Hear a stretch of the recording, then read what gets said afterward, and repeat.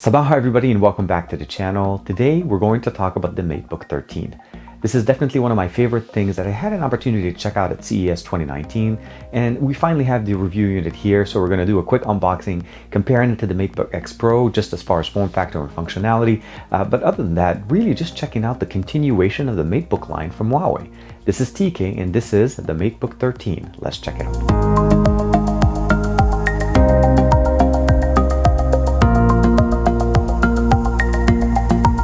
Here's the box. It's pretty simple really, just Huawei, and we get somewhat of an outline of what the laptop looks like. As far as the side of the box, again, we're getting the i7 model. This is the 8556U model chipset.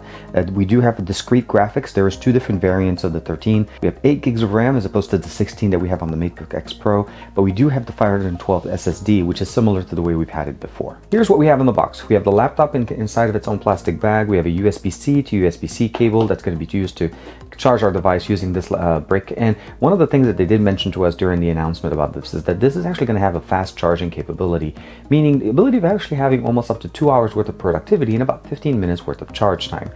The brick does look like it's a Chinese and /US variant. There's no difference in size as far as the actual pins. As far as the power brick, what we get here essentially is this is a US and Europe style, so it's 100 to 240 volts.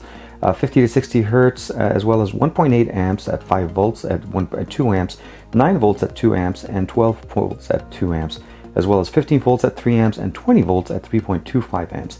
Definitely one of their fastest charging bricks that I've seen before. And one of the other cool things about this is that we can also use this with our, let's say, Mate 20 Pro to be able to do a supercharging on that. So this is going to be compatible with your mobile phone as well. As you can imagine, this is not going to be indicative of how the retail packaging is going to be. This is basically a reviewer's package.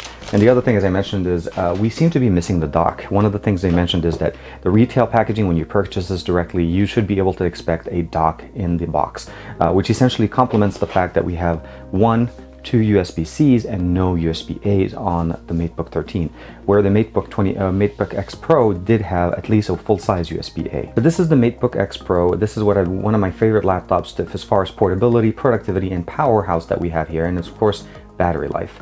So when we put the new Matebook 13, you can definitely see that it's smaller in size, which is what expected. This is a 13-inch laptop. But the other thing is also the design here. Now the actual logo is more etched into a textured material. So you can see there's a little bit of a texture to it here. It's raised, where here with the logo from last year is pretty much more of a mirror finish that was put on the actual unit.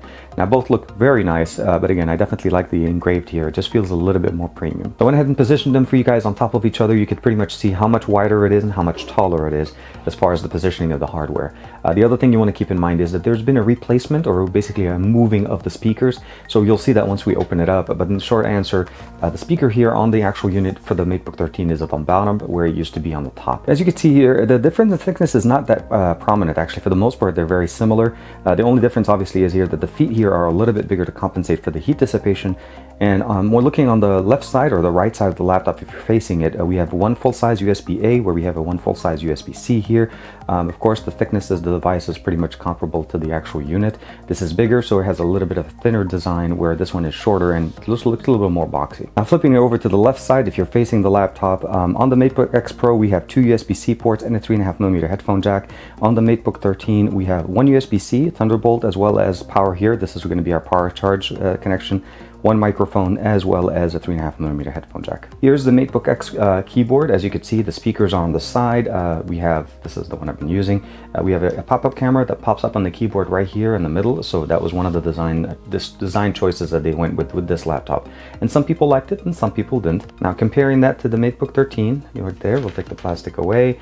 You'll notice very similar setup. The grill is no longer there. As I mentioned, the speakers are on the bottom, and that kind of helps us having a smaller form factor without losing the space as far as the keyboards. So you'll notice right here, the keyboard experience is very similar, the same placement and almost everything. We still have a fingerprint sensor that's built into the power button, and the camera here is no longer present. That's one thing they changed. You notice the keyboard no longer shows a camera. That camera has been actually moved up to the top, and you can see that little pinhole option right there. Now it still gives us really nice, very thin bezels on this. It's still a touch display, it's still a 2K display, but we do have a slightly different form factor. But again, 8 gigs of RAM, 512 SSD, and of course the latest chipset from the the U series chipsets on this laptop. Let's go ahead and power it on.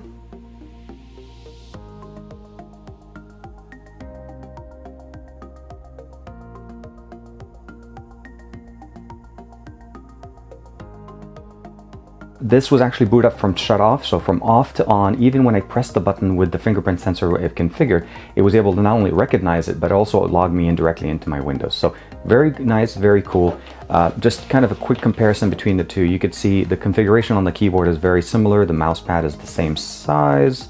Yeah, pretty much the same size there. And then of course everything else is really, really good. As far as touch stick capabilities, of course, as you'd expect, we go ahead and open up Chrome. We can open up even the camera, and the camera itself is actually not bad. Let's go ahead and do a quick video, but before we get there, let's go ahead and look at the specifications. It is a 1 megapixel sensor on the top. We are able to take pictures up to 1 megapixel, 16 by 9 and 1280 by 720. Video quality is going to be a maximum of 720p at 50 Hz or 60 depending on your region at 30 frames per second. And you can definitely go smaller but not higher. So we'll go ahead and switch. We're going to take a quick video showcasing just the audio in the video, and of course the positioning of this camera now. How does this angle look? So this is going to be a quick sample of the audio and video using the new Matebook 13. We're using the webcam that's now built into the top rim of our display, so we're no longer having to look down. We're pretty much looking straight at the camera, and of course that pretty much kind of makes me look like I'm looking above you in this view, but overall the experience here is just to basically see how the audio, the video quality is going to be, and again 720p will be the maximum quality resolution. So if you see a little bit of pixelation, it's because I'm stretching this to fit into a 1080p frame, which is the timeline for my video. I had just listened to my video, and it actually sounds pretty good. I like it. The quality of the audio is actually pretty good. The microphone positioning is picking up pretty well. It seems basically that the camera positioning here at the top will be definitely a little bit more of a favorite. Pretty sure you guys would like to say also how far does the display flex back to. This will be basically the extension part of it, and it actually still kind of compensates with the fact with the leg. So you notice even though it goes under the display, you have no issues, and it should be pretty good. The body is obviously very high quality, and this is definitely one of the better looking laptops in 2019 so far. Now unlocking, as I said before, just putting the press, I'm not even pushing the button, I barely put my finger on it. We're going to go ahead and go over to YouTube. Here's a quick sample of a 4K video playing right there off of YouTube. I did disable the sound here, mostly just for copyright purposes.